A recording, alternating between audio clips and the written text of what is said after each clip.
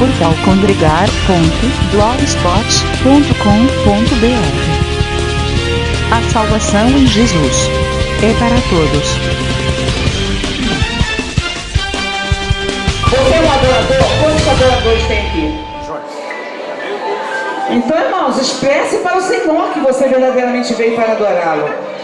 Esse louvor é lindo. Cante então com a alma. Adorador. Aleluia. Pessoal da amada igreja, com a santa e gloriosa paz do Senhor, amém?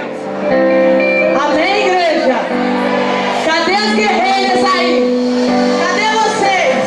Vocês que estão com azeite de reserva. Aleluia. Se você pode já jogar sua mão pro alto, querido, e começar a adorar. Então adore. Aleluia.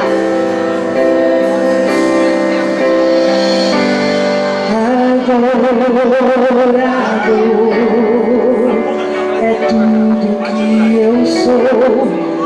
Adorador, assim Deus te formou.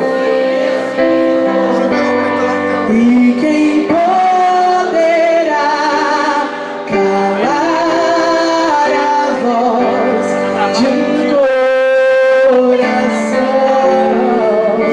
Sabe por quê? Se eu subir aos céus, eu sei que vai estar. Se eu mergulhar no mais profundo mar, nunca poderei me ausentar do teu olhar. Sabe por quê? Ele te sonda por dentro e por fora. Ele conhece as suas lutas, ele conhece a tua dor. E mesmo que às vezes você não tenha nem palavras para expressar, ele contempla o seu choro. Aleluia!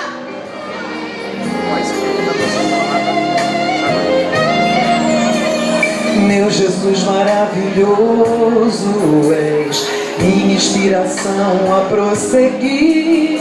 E mesmo quando tudo não vai bem, eu continuo olhando para ti, pois sei que tu tens o melhor pra mim. Há um segredo no teu coração, ó, dá-me forças pra continuar, buscando a promessa em oração.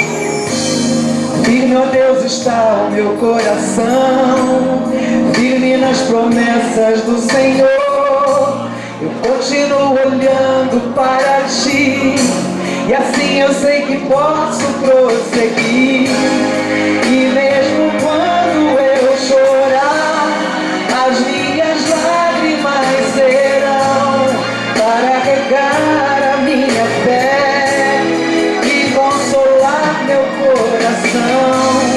Pois o que chora aos pés da cruz, clamando em nome de Jesus, alcançará de ti, Senhor, misericórdia, graça e luz.